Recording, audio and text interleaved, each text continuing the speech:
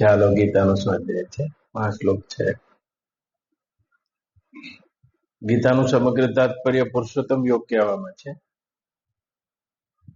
પુરુષોત્તમ શબ્દ છે. આ પ્રકૃતિ એટલે દ્રશ્ય થાય, પુરુષ એટલે એનો દ્રષ્ટા આત્મા થાય. અનાત્માના આત્માથી ઉત્તમ આ પ્રકૃતિ અને પુરુષથી ઉત્તમ જે પુરુષોત્તમ છે એને આપણા શાસ્ત્રોમાં બ્રહ્મવિદ બ્રાહ્મણો બ્રહ્મ કહે છે. અને એ અનુભવમાં ના આવે ત્યાં સુધી ચાલ્યા કરે ગોળ ગોળ. આત્મા શબ્દ તો બધા વાપરે છે. તો વિરોચન મત વાળા નાસ્તિક હોય આત્મા તો શબ્દ વાપરે. તમે એમનો સત્સંગ સાંભળતા હોય એટલે આત્મા શબ્દ અંદર આવતો બધો નાસ્તિકવાદ હોય, પણ તોય તમારી બુદ્ધિ કાચી હોવાના કારણે ખબર ના પડે આ શું બોલે, સાચું ના. નાસ્તિકવાદ ઉપર કેટલાય પછી આપણે ત્યાં મત આવ્યા છે. આપણા વેદના માનનારા લોકોમાં પણ મત આવ્યા. સાંખ્યનો મત આવ્યો, જૈમિનીનો મત આવ્યો, કણાદનો મત આવ્યો. આ બધા એમાં આત્મા શબ્દ તો આવતો હોય, પણ એ તમારી પહોંચ તમને સાચું લાગે, એ સત્સંગ લાગે. કેટલાય વેદ વિરુદ્ધ દર્શનો પણ આવ્યા છે. જે મુસલમાન હોય કે ક્રિશ્ચિયાનિટી હોય, આ બધા આત્મા શબ્દ તો વાપરે છે. રૂહ એમના તમને એ સાચે લાગે, તમારી બુદ્ધિ ઓછી હોવાના કારણે, તમને તમારા મૂળનો પરિચય નહીં હોવાના કારણે. અને આત્મા શબ્દ તો પછી જૈનો વાપરે છે. બધામાં જુદા જુદા આત્મા માને છે. અને આત્માને ચોખ્ખો કરવાની પ્રક્રિયામાં ચોખ્ખો થતા થતા આત્મા તીર્થંકર થાય. અને આટલા બધા અનેક આત્મામાં જેને વિશ્વાસ છે એમાં આત્મા શબ્દ તો આવે છે. યોગ શબ્દ યોગિકના આચાર્ય યોગીઓ પાસે જાઓ તો પણ આત્મા શબ્દ તો બોલે છે. યોગીઓનો આત્મા પણ અનેક છે અને એમને પણ આત્માની અદ્વિતીયતાનો બોધ નથી. એટલે આવા બધા ભળતી વાતો ચાલે છે. શુદ્ધ ક્ષણિકવાદ હોય, વિજ્ઞાનવાદ હોય, તેવા બૌદ્ધોના મતમાં આત્મા શબ્દ તો આવે છે. એવા કેટલાય નીકળ્યા છે, બધા આત્મા બોલે છે. નવા નવા કાલ સવારના પંથો નીકળી ગયા છે. એવા કેટલાય લોકો છે જે આનું ટૂંકું અર્થ સમજીને ચાલુ થઈ ગયા. આપ ખારી ખાત હે બેચે જાય કપૂર. ભગવાન શું કહે છે, તમારો બ્રાહ્મણ સંસ્કૃતિ શું કહે છે, તમારો વેદ શું કહે છે. હું દ્રષ્ટા છું, હું સાક્ષી છું, આ જાણવા માટે વેદાંત નથી. ક્ષેત્રજ્ઞનો ભગવાન વિભાગ કરે છે કે આ થઈને દેખાય ક્ષેત્ર છે અને એને જાણનારું ક્ષેત્રજ્ઞ છે. આટલી વાત પૂરી નહીં થઈ જતી. આ ક્ષેત્રજ્ઞથી પરે જે પુરુષોત્તમપણું છે આ જાણવા માટે, એ પુરુષોત્તમ એટલે વિજ્ઞાતા, પુરુષોત્તમ એટલે અખંડ જ્ઞાન, એ પુરુષોત્તમ એટલે જેને ભગવાન પોતાનો હું કહી રહ્યા છે અને તમારો પણ હું છે. તો આવો આ ક્ષેત્રજ્ઞ શું આ શરીરમાં, હું લાંબુ ના કરું. ક્ષેત્રજ્ઞ શું એટલે આ શરીર રૂપી ક્ષેત્રને જાણનારો. કદી વિચાર કર્યો છે કૌશિકભાઈ તમે? એક સૂર્ય હોય, એ સૂર્ય ઉપર અંધારું કેવી રીતે ફરવા જાય? ના જઈ શકે. સૂર્ય ઉપર અંધારું ના જઈ શકે ફરવા. રાત રહેવા કઈ રીતે જાય? એવી રીતે તમે એક બાજુ એમ કહો છો કે હું દ્રષ્ટા સાક્ષી આત્મા છું, જાણનારો. એ જે સ્વયં પ્રકાશ શુદ્ધ આત્મા તમારો છે, એ સ્વયં પ્રકાશ એવા સૂર્યના પ્રકાશ રૂપ જ્ઞાન સ્વરૂપ આત્મામાં અજ્ઞાન ક્યાંથી આવે? અજ્ઞાન નામની શું વસ્તુ હશે? જુઓ, વેદાંતમાં જયારે અજ્ઞાન શબ્દ આવે છે ત્યારે તમે એવું અજ્ઞાન ના સમજો કે આ ઘડિયાળ અહીં પડી છે અને હું તમને કહું કે આ ઘડિયાળ તમે જાણતા નહીં, દૂરથી નહીં દેખાતું કઈ કંપની છે, અથવા એમાંય નહીં દેખાતું કે આ ઘડિયાળ છે, અને હું કહી દઉં કે HMT ની ઘડિયાળ છે અને જુઓ આ રીતની કાળા રંગની છે, તમને દેખાઈ ગઈ. વેદાંતમાં નહીં જાણવાને અજ્ઞાન નથી કહેતા, યાદ રાખજો. અજ્ઞાન શું છે તમે જોઈ લો. હવે જો તમે મારી વાતમાં ગતિ કરી રહ્યા છો અને મારી વાતમાં ગતિ કરશો તો આ જેટલા પણ મતાંતરી મોટા મોટા વક્તા બોલે છે એમના વક્તવ્યો તમારા આગળ ફૂ થઈ જશે. તમને ખબર પડી જશે કે આ એકડી મળે છે. જોજો, એટલે તમે આના ઉપર વિચાર કરજો કે જો આત્મા જ્ઞાન સ્વરૂપ હોય તો એ આત્મ વસ્તુ ઉપર અજ્ઞાન કેવી રીતે આવે? સૂર્ય ઉપર અંધારું કેવી રીતે ફરવા જાય? કૌશિકભાઈ, તો વેદાંતમાં જયારે અજ્ઞાન શબ્દ આવે છે, ગીતામાં પણ ભગવાને વાપર્યો છે, અજ્ઞાનેન આવૃત્તમ જ્ઞાનમ તેન મુહ્યંતિ જંતવાહ. અજ્ઞાન શબ્દ વાપર્યો છે. અજ્ઞાન પ્રભવ સર્વમ અજ્ઞાનમ પ્રવિલીય. આવી રીતે આપણા આચાર્યો અજ્ઞાન શબ્દ વાપર્યો છે. પણ આ અજ્ઞાનનો અર્થ બાળનાથ વેદાંતમાં આપણી બ્રહ્મ વિદ્યામાં નહીં જાણવું એવું નહીં થતું. યાદ રાખજો, અજ્ઞાનનો અર્થ શું થાય છે? અજ્ઞાન મને નહીં જાણના એસા નહીં. એ આત્મામાં અજ્ઞાન ક્યાંથી આવ્યું છે? અરે તો હું જ એ અખંડ વસ્તુ છું, પરમાત્મા છું, એ બ્રહ્મ છું. શબ્દ વાપરું પરમાત્મા, ચલો પરમ શબ્દ છે, પણ એ પરમાત્મામાંથી પરમ કેમ નીકળી ગયું? આ ક્ષેત્રજ્ઞ આત્મા થઈ ગયો, એવું શું થયું? આત્મા અને પરમાત્માને જુદું પાડનારી કઈ વસ્તુ આવી? કઈ વસ્તુ એવી આવી જે પરમાત્માને આત્મા ભેદ કરી દીધો? અથવા તો એવી કઈ વસ્તુ બની ગઈ? તો તમે અજ્ઞાન અજ્ઞાન રટે જાઓ. ના ના, અજ્ઞાન નથી અમારા મતે. અમે ખૂબ આનું સંશોધન કર્યું છે અને એના ઊંડાણમાં ગયા છીએ. અને એના પ્રમાણ સાથે હું તમને કહું તો કે આત્માને પોતાના પરમાત્મા પદનું અજ્ઞાન એવું નહીં.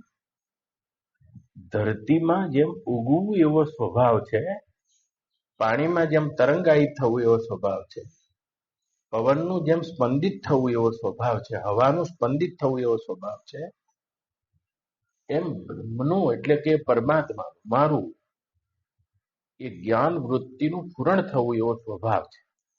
સ્વભાવ જ છે મારો. તો એ અખંડ જ્ઞાનમાં જે વખતે જ્ઞાન વૃત્તિનું પૂરણ થાય છે, પૂરે છે, આ જ્ઞાન વૃત્તિનું પુરાણ,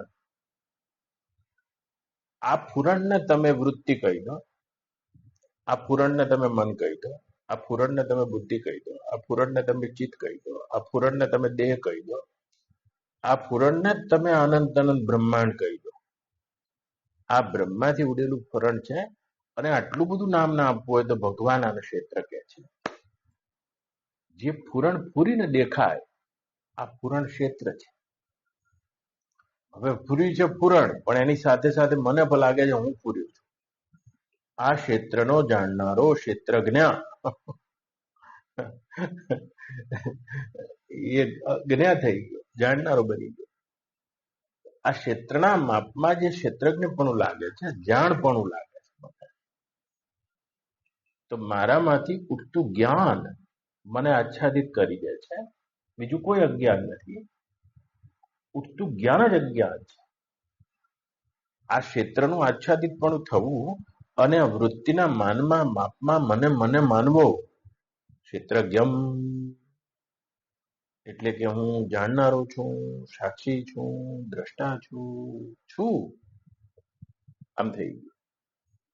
તો મારું છેપણું એમનું એમ રહે છે કૌશિકભાઈ, અને આ છુપણું પ્રતીત થાય છે. એને ચાહે સાક્ષી કહો, દ્રષ્ટા કહો, જાણનારો જ્ઞાતા કહો, આત્મા કહો કે પુરુષ કહો, વેદાંતની ભાષામાં. તો આમાં જ્ઞાપણું લાગી ગયું. આહા, તો આખો આ 13, 14 ને 15મો અધ્યાય શા માટે છે? છેલ્લા 40 વર્ષથી તમારી જોડે કેમ બોલું છું? વેદ પણ તમને શું કહી રહ્યું છે?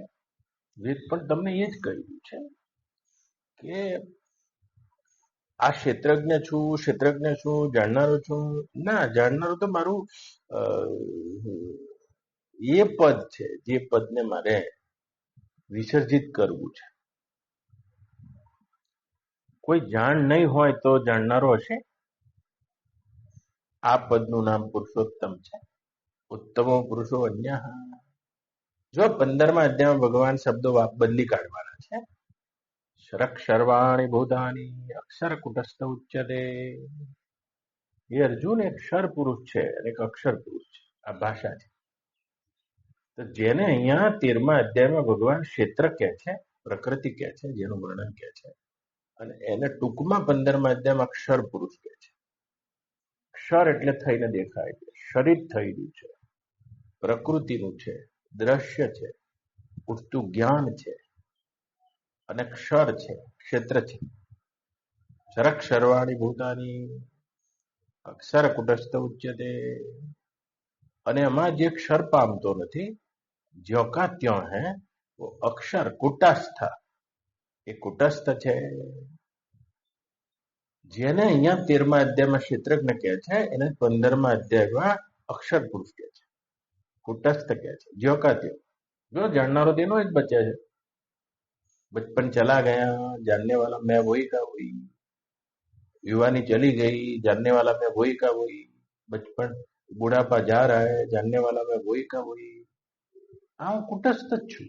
જેમ જેમ એક કૂટ એટલે એરણ થાય, એરણ ઉપર સોની દાગીના બનાવે તો દાગીનાના નામ રૂપ બને બને, ઘડાય ભગાય તૂટે, પણ એ કૂટનો આકાર એનો એ રહે, એરણનો. એમ મારું જાણવાપણું છે, મારું સાક્ષીપણું છે, તો તે એમનું એમ રહે છે. અને આ ક્ષર એટલે કે ક્ષેત્ર આ રીતે બદલાય છે. પણ અહીં ગીતામાં ભગવાન શું કહે છે, એટલે જ્ઞાન પૂરું નહીં થયું. ઉત્તમો પુરુષો અન્ય, એ ઉત્તમ પુરુષ હું પુરુષોત્તમ તો અક્ષર અને અક્ષરથી જુદો જ છું એમ કે છે.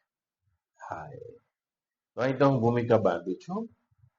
આ વસ્તુના બોધ માટે વેદાંત છે, આ વસ્તુના બોધ માટે ગુરુ છે, અહીંયા ઘર કરવા માટે ગુરુ છે, સાક્ષી તમને સાક્ષી પદમાં સ્થિત કરવા માટે ગુરુ નથી, તમારું સાક્ષી પદ છીનવી લેવા માટે ગુરુ છે, તમારું દ્રષ્ટાપદ ભૂક્કો કરી દેવા માટે ગુરુ છે. તમારું આ જાણપણું છે એ તમને બ્રહ્મ હોવા છતાં બ્રહ્મ નથી થવા દેતું, તમને વ્યાપક હોવા છતાં વ્યાપક નથી અનુભવવા દેતું. અને એ કાઢવા માટે આ 13મો અધ્યાય છે. આ બ્રહ્મ વિદ્યાની પ્રણાલી છે, અને આ વિદ્યાનું નામ બ્રહ્મ વિદ્યા છે. जिस विद्या को जानने के बाद करना नहीं होता, जिसमें जानना ही पाना होता है. जो અહીંયા 13મા અધ્યાયમાં ભગવાન ચાલુ કરશે 12મા શ્લોકથી, પહેલો શ્લોક બોલશે અનાદિમત પરમ બ્રહ્મ. એ હું અનાદિમત, મત અને મારાથી પર એવું કોઈ નથી, એ બ્રહ્મ તત્વ હું છું. અનાદિમત પરમ બ્રહ્મમ સતન્ના અસતન ઉચ્યતે. સત કે અસત ના કહી શકાય તેવું, સતા અસતથી પરે ન ઉચ્યતે, ન કહી શકાય તેવું. યદ જ્ઞાત્વા અમૃતમશ્નુતે, એને જાણવા માત્રથી તે તું થઈ જઈશ. આ બ્રહ્મ વિદ્યાની પ્રતિજ્ઞા છે, તમારા ઉપનિષદોની આ પ્રતિજ્ઞા છે. એ શ્વેત કીધું એકના જાણવાથી સર્વને જણાય તે જ્ઞાનને તે જાણ્યું છે, યાદ રાખજો. તો એ વિદ્યાનું નામ બ્રહ્મ વિद्या છે. जिसको जानने के बाद करना कुछ नहीं होता है. जितनी भी विद्या होती है उसमें जानने के बाद करना शेष रहता है. वो सारी की सारी विद्याएं अपरा विद्या अंतर्गत आती है, इसको बोलते हैं परा विद्या. इसके बाद परा माने परम, इससे पर कोई विद्या नहीं जा सकती है. તો કે એ સ્થિતિમાં સિદ્ધ થઈ જો શું થશે? ક્ષેત્ર અને ક્ષેત્રજ્ઞ બે પ્રલય પામી જાય છે, આત્મા ને અનાત્મા બે પ્રલય પામી જઈને અંતર બાહ્ય એક પરમાત્માની સ્થિતિ વધે છે. દ્રશ્ય અને દ્રષ્ટા બે પ્રલય પામી જઈને એક અખંડ સદવસ્તુ વધે છે. એ સદવસ્તુ પરિપૂર્ણ જ્ઞાન ચિદ વસ્તુ છે, અને એ અખંડ જ્ઞાન જ જ્ઞાતા અને જ્ઞેયના રૂપમાં ભાષ્યા કરે છે. એની અખંડતા તૂટતી નથી, અને એમાં જ જાણનારો દેખાય છે, અને એમાં જ જાણવાનો વિષય દેખાય છે.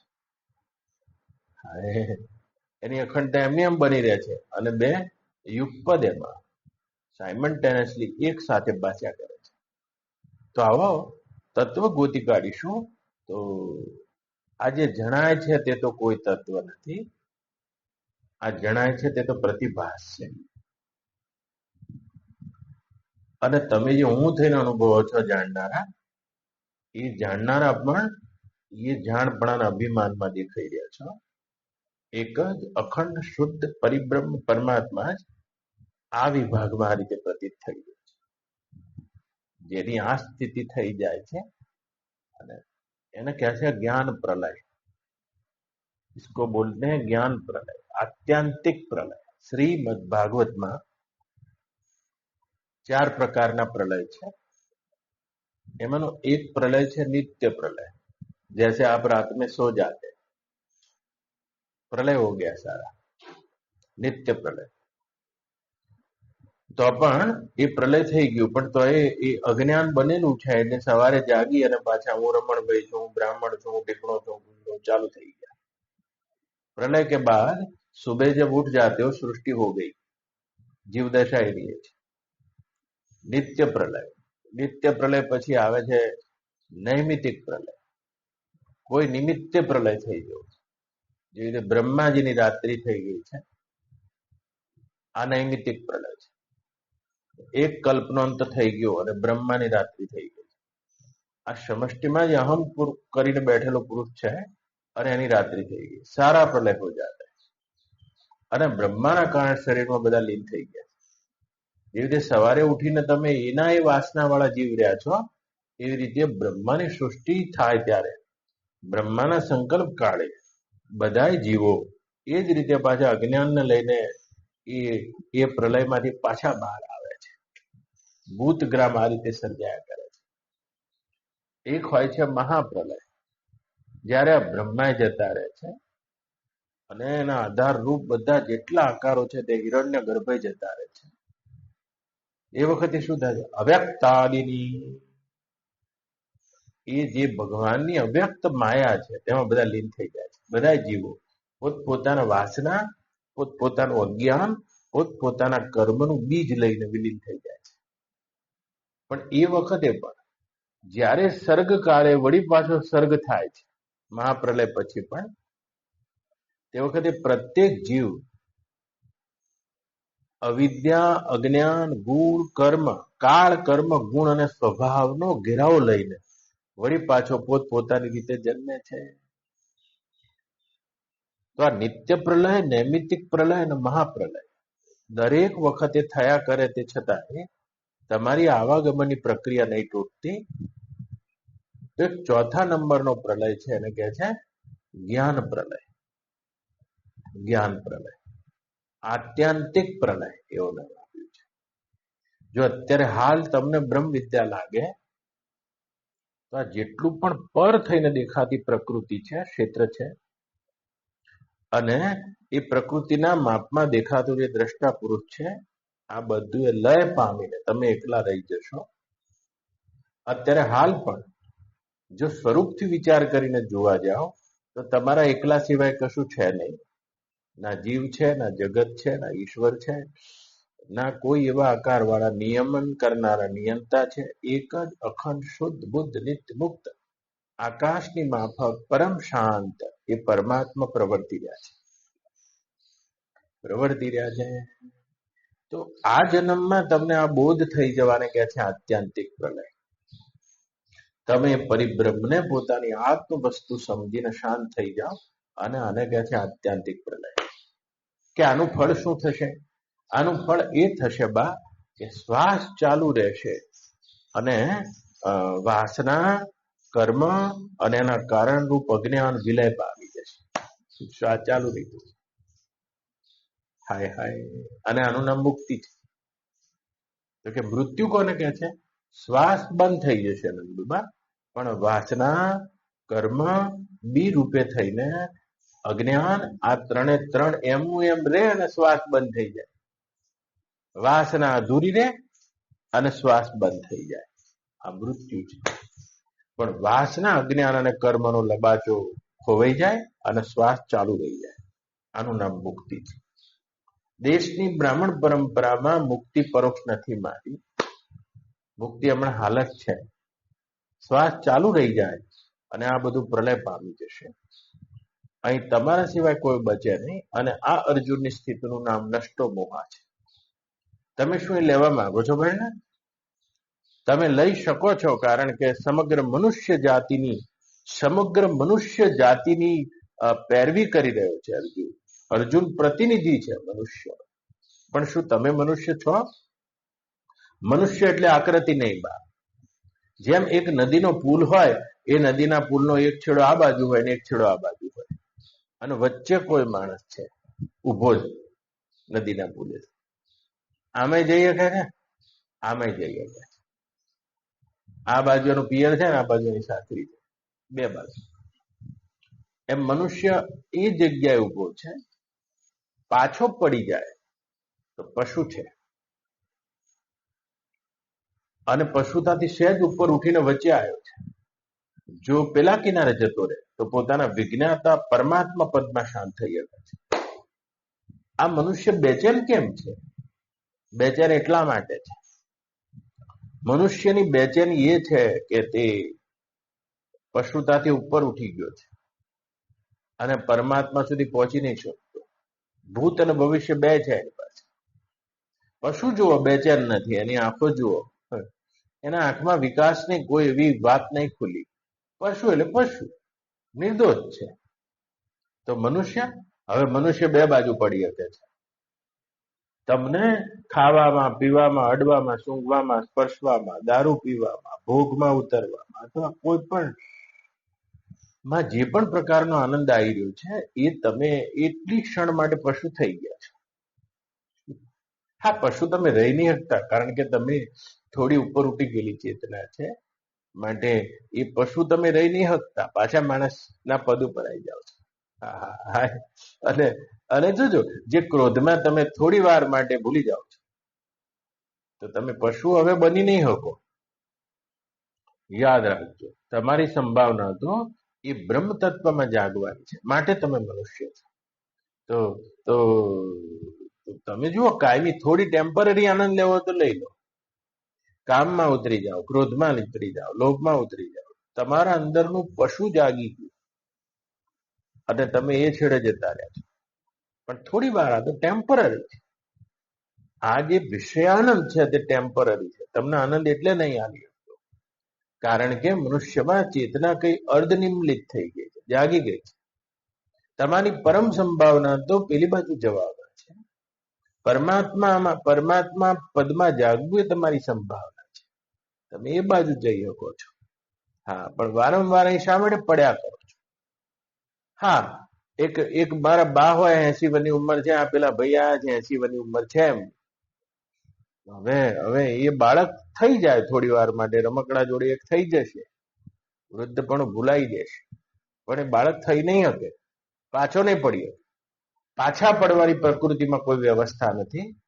મનુષ્ય થઈને તમે પશુ થઈ નહીં શકો. થોડી વાર માટે પોતાનું મનુષ્યપણું અને બેચેની પણ ભૂલાઈ દો અને થોડી વાર માટે તમે પશુ થઈ જાઓ, રમ્યા કરો આ કામમાં, ક્રોધમાં, ભોગવેલા વિષયો, જેને પિષ્ટ પેષણ કે છે આપણા દેશના ઋષિઓ. પિષ્ટ પેષણ, ચાવેલું ફરી ચાવવું, દળેલું ફરી દળવું, અને દળેલું ફરી દળવું અને ચાવેલું ફરી પાડવું, પિષ્ટ પેષણ. તમે તો આજે રમા ભોગ કરી રહ્યા છો, સ્ત્રી ભોગ આદિ કરી રહ્યા છો, તે તમે કૂતરા બિલાડા યોનિમય કરેલો છે. તમે આ નાના પ્રકારનું ખાવાનું ખાઈ રહ્યા છો, તો વાંદરા થઈને એક દાળથી પેલા દાળ કૂદી રહ્યા હતા.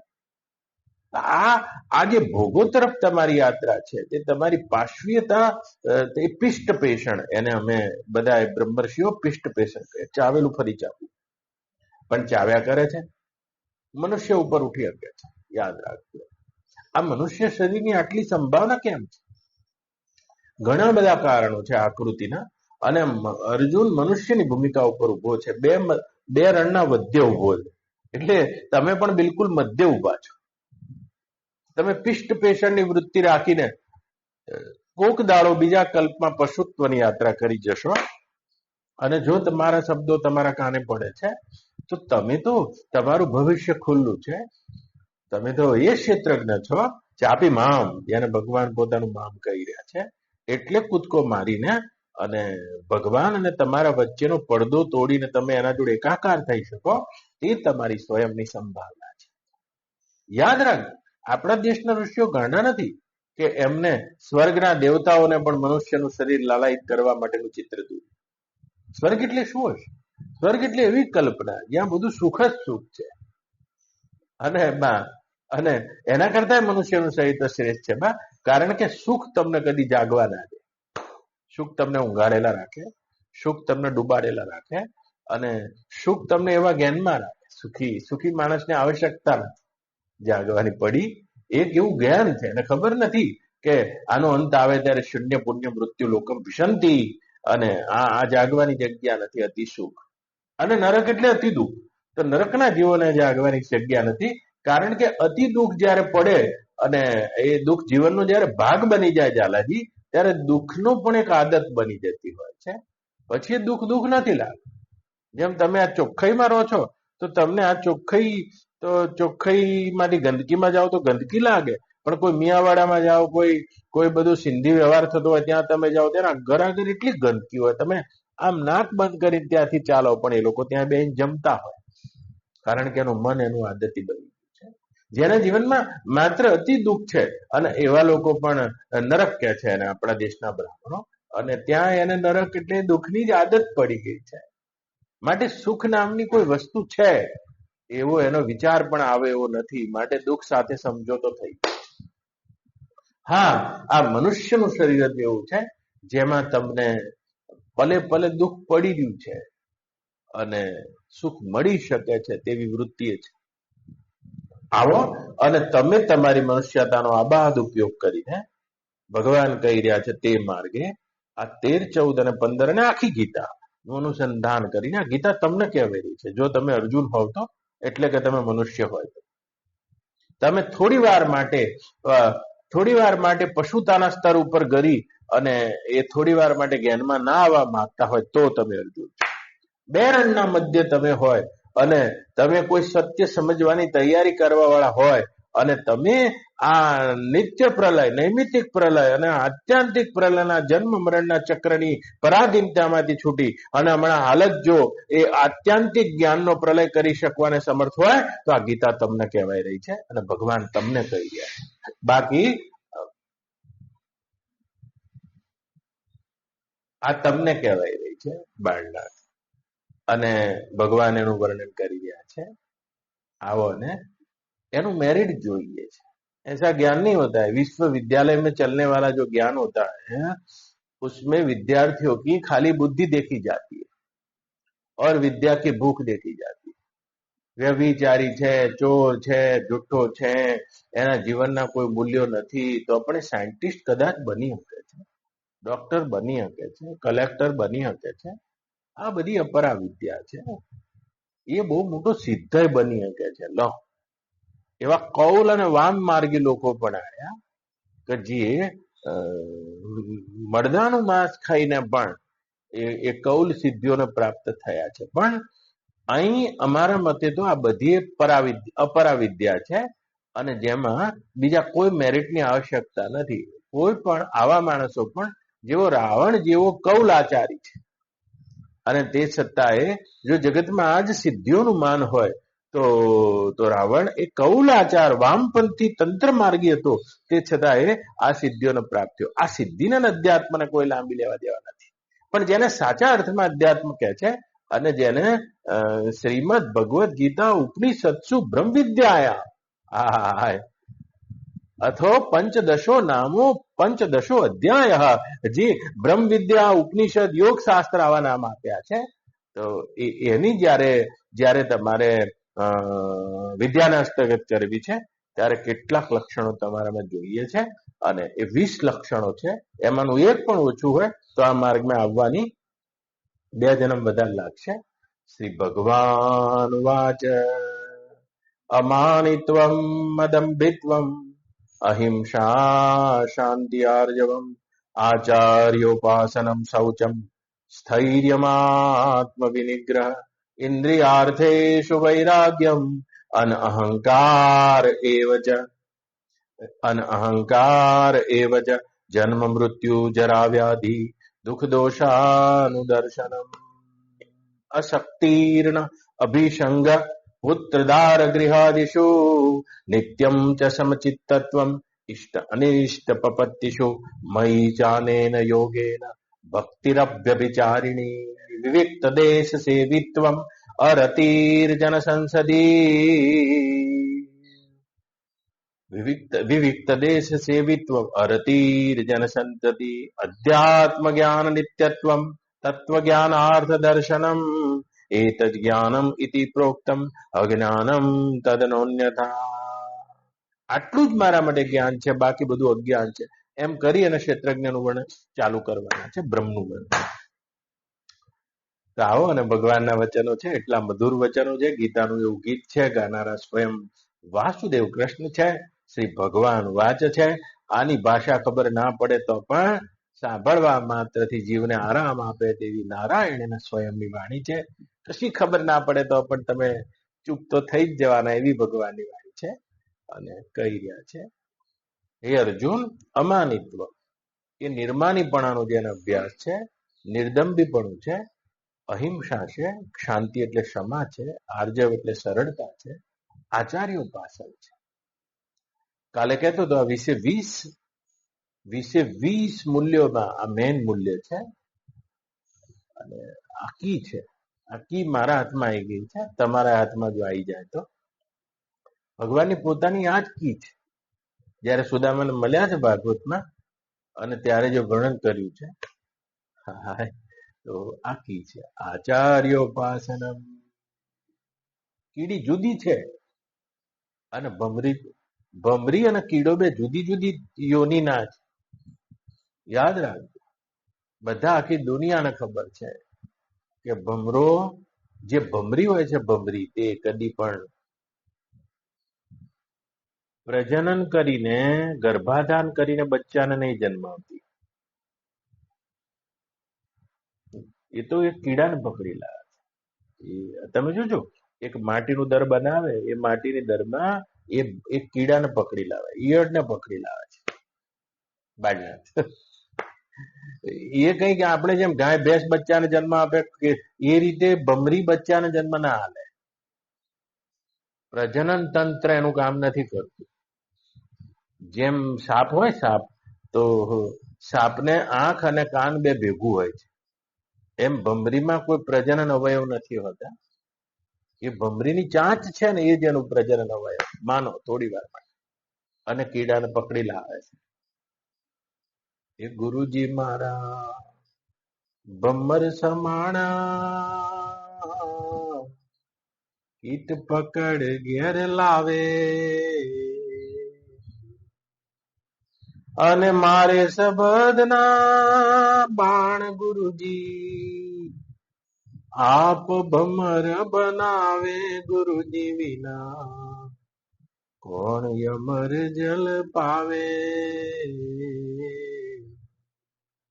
ગુરુજી મારા ભમર સમાણા, એ તો કીટ પકડ ઘેર લાવ. પેલો કીડી હોય એ કીડને ભમરી લેતી આવે, દરમાં પૂરી દે, અને બાર માટીની પૂરી દે, ડંખ મારી દે, અને ભમરીના ડંખ વખાણીએ રે, એ તો ડંખ રે છોડીને નાવ જા.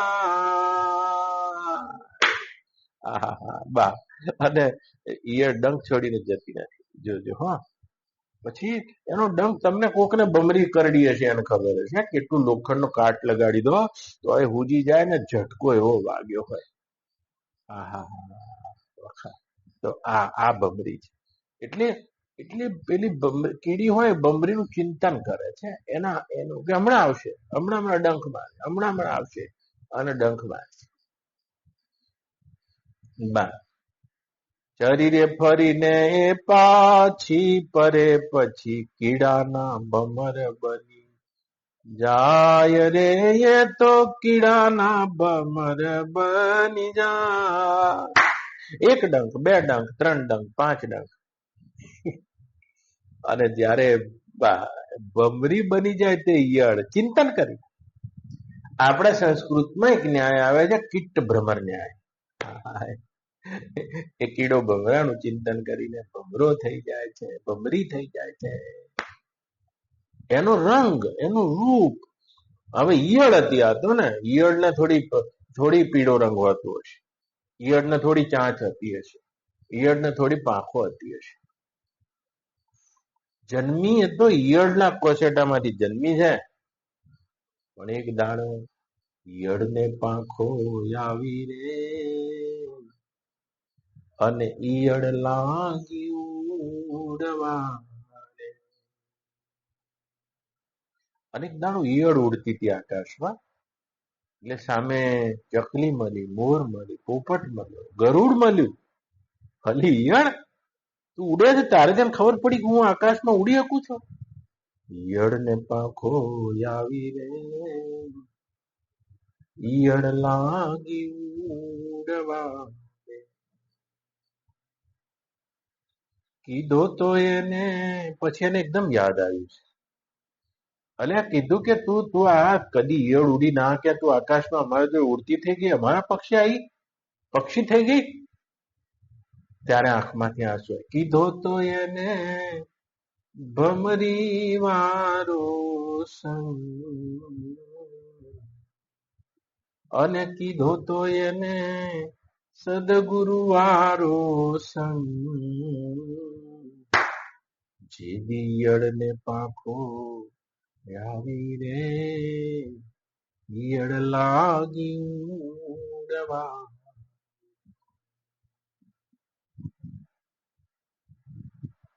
કોઈ પણ શિષ્ય છે જયારે એ ગુરુની ઉપાસનામાં પરિપૂર્ણ બને છે ત્યારે આવી આંતર રૂપાંતરણની ઘટના ઘટાય છે. આને કહે છે સાક્ષાત્કાર. સાક્ષાત્કાર એ કોઈ સ્થૂળ વસ્તુ નથી. માટે રણના મેદાનમાં ભગવાન કેવા બેઠા છે, આચાર્યો પાસનમ, એવી જેને ઉપાસના કરી છે એવી ઉપાસનાનું આ પરિણામ છે. અને જયારે નાનો હતો, જ્ઞાનેશ્વરી કાલ તમને કહેતો હતો, હું વાંચતો હતો ત્યારે રોજ સવારે ઉઠીને જ્ઞાનેશ્વરીનો આ જ અધ્યાય વાંચું, આ જ. અને એના ઉપર મેં ખૂબ ચિંતન કર્યું. મને સંશય રહિત તેનો સ્વીકાર હતો. અને આજે તો મને એનું પરિણામ પણ, ઈયળ ને પાંખો આવી રે, ઈયળ લાગી ઉડવા. કીધો તો એને, તો આપણે વેદમાં તો રોજ વાંચીએ છીએ કે બ્રહ્મ પ્રત્યક્ષ નથી. આ મન, આ ઇન્દ્રિયોનો વિષય નથી, નકર બધા પહોંચી જાય. અને મન પરોક્ષ પણ, બ્રહ્મ પરોક્ષ પણ નથી. એટલે પ્રત્યક્ષ પ્રમાણ પણ આમાં કામ નથી, અને પરોક્ષ પ્રમાણ, અનુમાન પ્રમાણ પણ કામ લાગતું નથી. બ્રહ્મની પ્રાપ્તિમાં કેવળ શબ્દ પ્રમાણ છે. યાદ રાખજો, શબ્દ જ પ્રમાણ છે. એ ગુરુનું શબ્દ પ્રમાણ. આજ કીડી, આજ ભમરીની ચાંચ છે. પણ એવા જેને પીધા હોય, હો, આહા, એવા પીધા હોય તો ઈયળની પાંખો આવી રે, ઈયળ લાગી ઉડવા રે. કીધો તો એને ભમરી વારો સંગ. आचार्य उपासन છે. सबके बस में नहीं होता है. બધાની પાસે કઈ એવું સ્ત્રૈણ હૃદય નથી હોતું, એવી સ્ત્રૈણ રિસેપ્ટિવિટી, ગ્રાહકતા નથી હોતી, એવી સ્ત્રૈણ ઉપાસના નથી હોતી. અને એના કારણે પરિણામ નથી હોતું.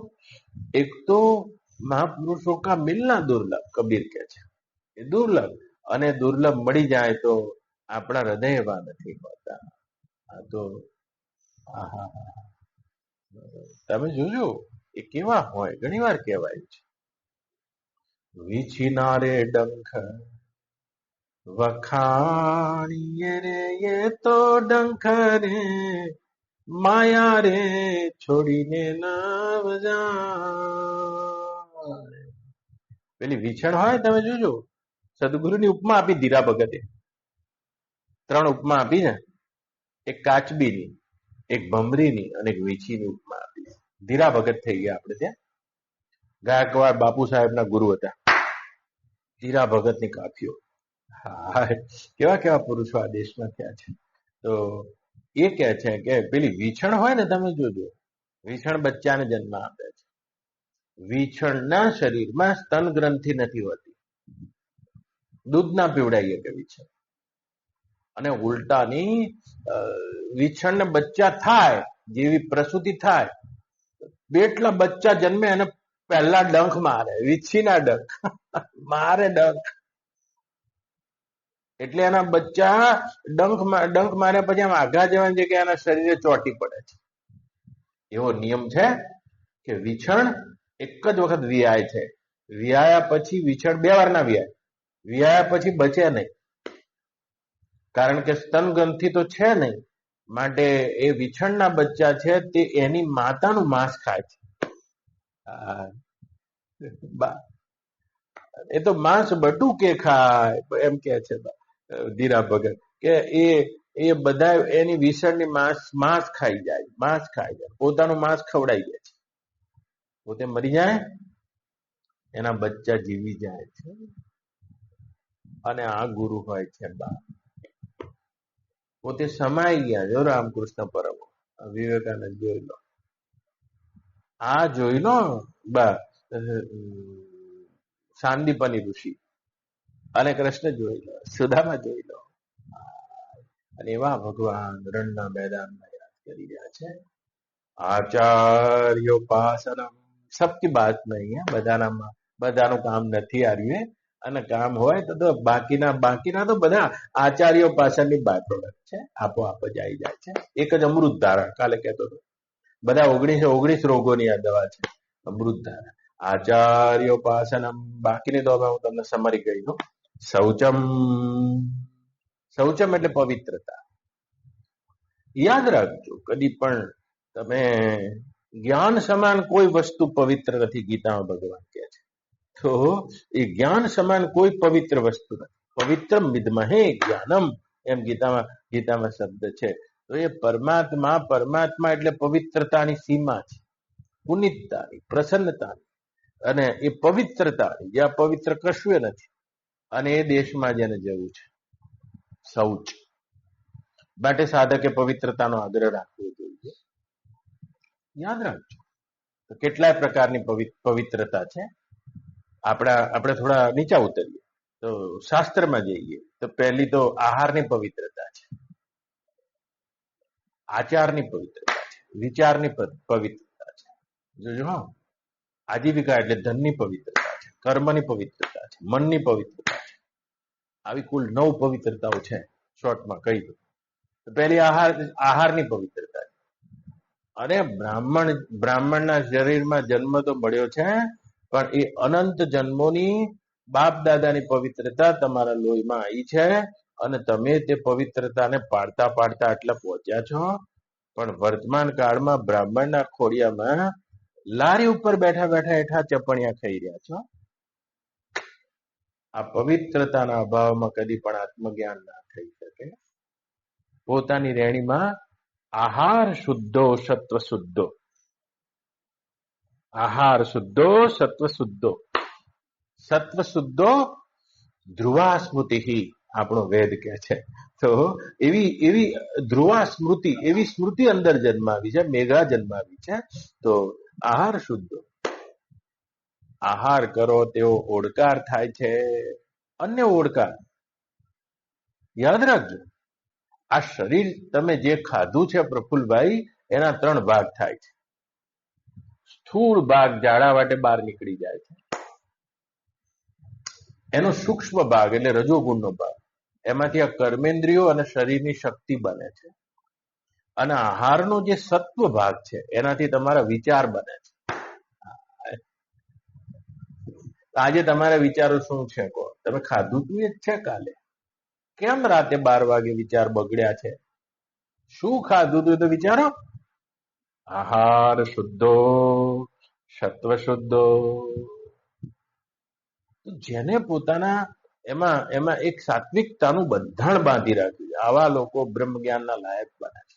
આ 14મા અધ્યાયમાં ભગવાન કહેવાના છે તમને, યાર તમને કહેશે, જો તમારે લાઈનમાં સાંભળવું છે તો, સત્વમ સંજાયતે જ્ઞાનમ કે છે. આ સત્વ ગુણના અંતઃકરણમાં જ્ઞાન થાય છે અને ટકે છે. બહુ લાંબુ લિસ્ટ છે 14મા અધ્યાયમાં, તાકાતે તમે નહીં પકડી નહીં શકો. પણ સત્વમ સંજાયતે, સત્વગુણની પ્રધાનતાથી એવા મા બાપ મળ્યા છે, એવું કુટુંબ મળ્યું છે તમને, આવો દેહ મળ્યો છે. અને આ સત્વગુણને તમારે સત્વગુણી આહાર, સત્વગુણી દેશ, સત્વગુણી કાળ, સત્વગુણી વસ્તુ, સત્વગુણી સંગ દ્વારા આની રક્ષા કરવી પડે છે. અને આને શૌચ કહે છે. 2 પ્રકારના શૌચ છે. આ અંતર શૌચ અને બાહ્ય શૌચ. બાહ્ય શૌચ તમે જુઓ, તમે પાણીથી જાય છે, કેટલીક વસ્તુ પાણીથી પવિત્ર થઈ જાય છે. પવિત્રમ પવિત્રો વા, પણ બધું પાણીથી ના થાય. જાજરૂ જઈને આયા છો તો માટી લીધું, અને માટી લીધી માટીથી પવિત્ર. કેટલુંક પાણીથી પવિત્ર, કેટલુંક અગ્નિથી પવિત્ર થાય છે. તમે જુઓ, આપણા ગરડાઓ કરી કાચના વાસણમાં નતા ખાતા. એ શું કારણ? કાચના વાસણને અગ્નિથી તપાઈને શુદ્ધ કરવું પડે, પાણીથી ના થાય એમ કે છે દેશની બ્રાહ્મણ સંસ્કૃતિ. કાચના ચપડિયામાં ખાવું હોય તો એના એ કાચના ચપડિયા ઝાંખા ઝાંખા દીવા છે, અને એના એ કાચના ચપડિયા આયા છે. એમાં તો પાછા હિન્દીમાં ઓર્ડર આલે આ કે બ્રહ્મ વિદ્યા ક્યારે થશે? બ્રહ્મા આવે તો એ નહીં થાય. સુચિતા શબ્દ છે નહીં તો તમે જુઓ, તો આપણે ખાલી આમ પેલા બેઠા તો આપણા ઋષિઓ શું કે પવિત્રમ પવિત્રો વાહા, ખાલી આમ કેટલીક વાર જલ છાંટી દઈએ તો પવિત્ર થઈ જઈએ. કોઈક વાર આખા સરાબોર નહીએ તો પવિત્ર થઈએ. પણ કેટલીક વાર સરાબોર નહે મેળ ના પડે. શૌચ ક્રિયા કરીને આયા છો તો માટી લેવી પડે, તારે માટીથી હાથ પવિત્ર કરીએ છે. તો કેટલીક વાર માટી પવિત્ર કરી દે છે, કેટલીક વાર જલ પવિત્ર કરી દે છે. કેટલીક વસ્તુને જલે પવિત્ર ના કરી શકે. તો કે એવી વસ્તુ કઈ છે? તો કે આ બધા વાસણો જેટલા પણ તમે જુઓ, પહેલાના જમાનામાં હતા ચીલાઈ માટીના કાચના વાસણો હતા, પણ કાચના વાસણોને અગ્નિમાં તપાવો ત્યારે શુદ્ધ થાય છે. જ્યારથી રેસ્ટોરન્ટનું બોર્ડ વાગ્યું છે ત્યારથી એના એ ચપડિયા રાખ્યા છે. પછી કે આ બ્રહ્મ જ્ઞાન ક્યારે થશે? એની વાર લાગે છે પ્રફુલ્લભાઈ. આ વાર એની લાગે છે. તો કે શૌચમ, તો કે એ પવિત્રતાનો જેનો આગ્રહ છે. ગંગા સતી પણ કે છે એ રજો ગુણી તમો ગુણી આહાર તજવો રે પાનબાઈ, અન સપને નહીં કરવી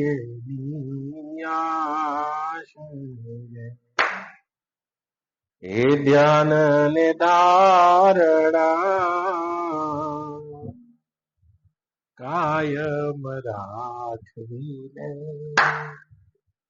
ચાલો, બહુ લાંબુ કરવાનો વિસ્તારને અવકાશ નથી, એટલે તમે સમજી જશો કે આ એવી આહારનો શૌચ છે, કર્મનો શૌચ છે, કર્મની પવિત્રતા. તો બધું એ કર્મ, 10 કર્મ તો કરવા છે આપણે આપણા માટે, પણ એક કર્મ બીજા માટે કરવું યજ્ઞ ભાવથી કર્મ છે. આ કર્મની પવિત્રતા છે કે 10માંથી એક કામ તો બીજા માટે કરીએ. ડોક્ટર તો છો જ ના કલ્પેન્દ્રસિંહ, પણ 100 પેશન્ટ આવતા હોય તો 10 પેશન્ટની હું ફી નહીં લઉં. આ કર્મની પવિત્રતા છે. બાળના કંઈક તો પોતાના બીજાના માટે કદી કાંઈ લેવું નથી ને કરીએ. આ કર્મનું શૌચ છે. બહુ લાંબુમાં નહીં કરવું, નહીં તો બીજો પાછું સેશન વધી જશે અને 20 સેશનમાં આ ભાગ પૂરા નહીં થાય. તો એવી રીતે ધનનું એ શૌચ છે. ધનની પણ પવિત્રતા છે. તમે કદી વિચાર કર્યો છે કૌશિકભાઈ કે ચીકુ હોય, ચીકુબાઈ, ચીકા ઉપર આમ છાલ શું કરવા મૂકી હશે ભગવાન? છાલ એટલા માટે મૂકી છે બા કે ચીકાનો ગર્ભ તમે ખાઈ જાઓ અને છાલ નાખી દો આમ કરીને. એ છાલ ખાનારી ઘણી કીડીઓ છે. તમે જોયું, છાલ કાઢ્યા વગર ચીકુ ના ખાશ એમ કે બા. છાલ ખાનારા બિચારા કેટલાય છે જેમની પાસે હાથ નથી, પગ નથી, એવી કીડીઓ માટે આ છાલ છે. ઘણા તો જોજો એવા ચીકાના જામ હોય, સત્યનારાયણની કથા હોય, કીડું આલ્યું હોય તો આમ છાલ હતું ખાઈ જામે. આપણે કે શું થયું કે નહીં, ભગવાનનો પ્રસાદ આ રીતે નાખી દેવાતો હશે. તો યાર બાળના તમને કહું છું કે તમે છાલ ઉતારીને કેળું ખાઓ. એટલે આ 100ની નોટ આવી છે. હવે તમને ઝાલાજી છાલ ઉતારતા આવડે છે? ના, નહીં આવડતી. તમને નહીં આવડતી, અને નહીં આવડતી ને તો એ તમારી ભીતરની પવિત્રતાને નહીં અર્જિત કરી શકે, નહીં કરી શકે. ના પાડે છે દેશના ઋષિઓ, ના પાડે છે. કેટલું કહી શકાય તો ગીતાના પ્રવાહમાં છું. એક જીવન શૈલીનું નામ આર્ય સંસ્કૃતિ છે, એક જીવનશૈલીનું નામ હિન્દુત્વ છે, એક જીવનશૈલીનું નામ બ્રાહ્મણ સંસ્કૃતિ છે.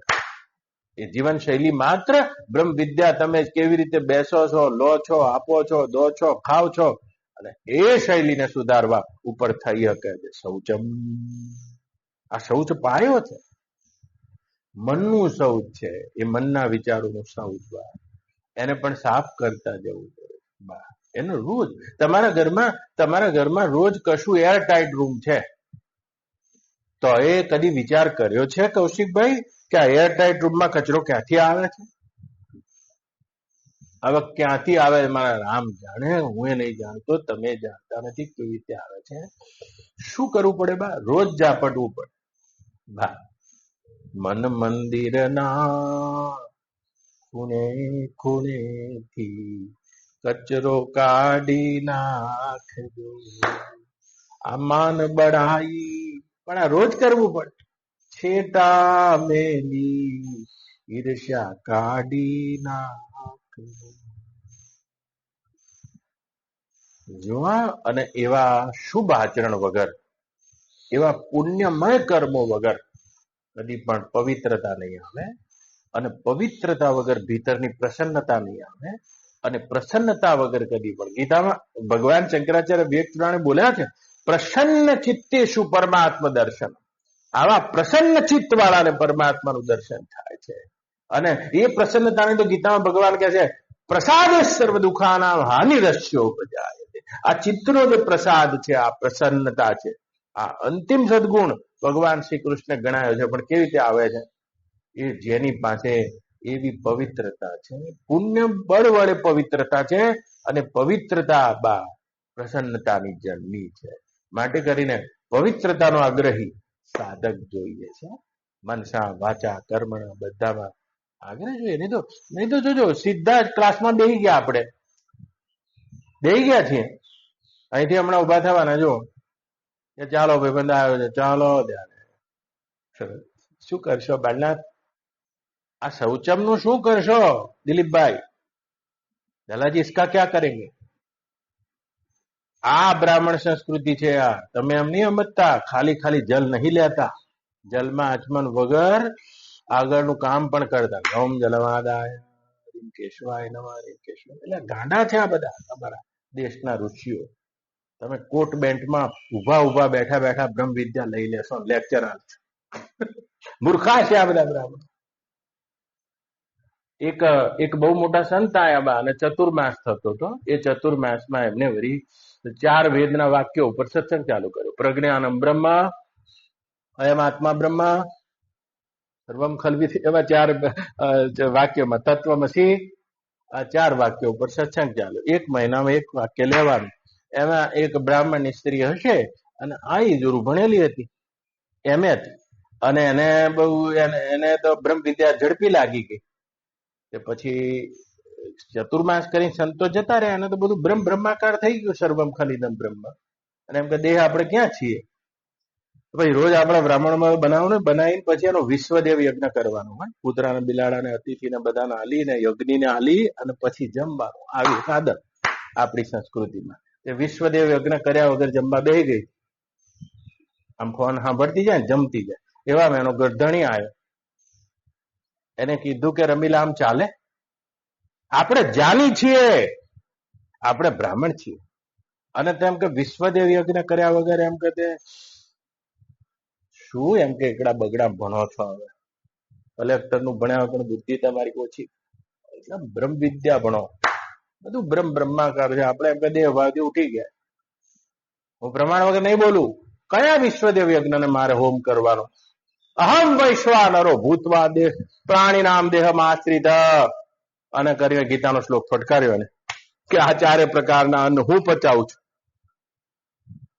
એટલે એનો ધણીય કલેક્ટર હતો કે જેમ તેમ હતો, ચૂલો હતો, એમાંથી ડુંગું લીધું બા, અને ડુંગું લઈને આમ મોઢામાં ભરાવા ગયો એટલે કે ઓ બાપા શું કરો છો? પણ કે નૈનમ છિંદંતી શસ્ત્રાણી નૈનમ દેહતી પાપ. ઓ મારા બાપા, કે આત્માને તો અગ્નિએ બાળી શકતો નથી.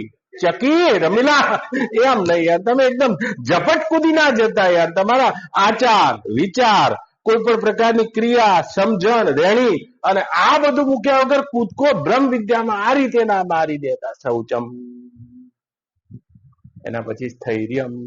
એકાલે કહો, ઓમ પૂર્ણમદ પૂર્ણમિદમ પૂર્ણાત પૂર્ણસ્ય પૂર્ણમાદાય. એટલે આ બ્રહ્મ વિદ્યા એટલે શું? આ કલયુગની ધારા છે. અગર આ રીતે ક્લાસ ચાલતા હશે. પ્રશ્ન ઉપનિષદ આપણે ત્યાં આવે છે. એમાં પ્રશ્ન ઉપનિષદમાં પીપલાદ નામના ઋષિ છે, બેઠા હતા અને ભરદ્વાજ આદિ 7 બ્રાહ્મણો ગયા છે, હાથ જોડ્યા અને પ્રશ્ન ઉપનિષદનો પહેલો જ પ્રશ્ન કર્યો છે. ભરદ્વાજ ઋષિ છે, પીપલાદ મુનિને, હે મુનિવર, એ આત્માને બ્રહ્મ જાણવાની બ્રહ્મ વિદ્યાનો અમે તમારી પાસે ઉપદેશ માંગીએ છીએ. એટલે પીપલાદ એકદમ હસ્યા છે. કીધું કે 1 વર્ષ અહીંયા રહો મારી પાસે અને હું તમારી યોગ્યતા જોઉં અને પછી મને આવડશે તો કહીશ. આ વિદ્યાનો દેશ છે.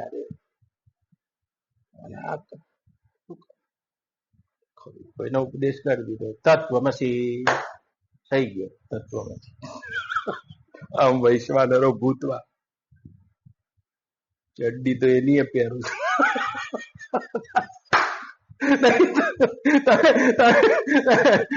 તમે આ દેશના બ્રાહ્મણ સંસ્કૃતિના તે મહાન ઋષિઓના સંતાનો, એમનો પાડ માનો.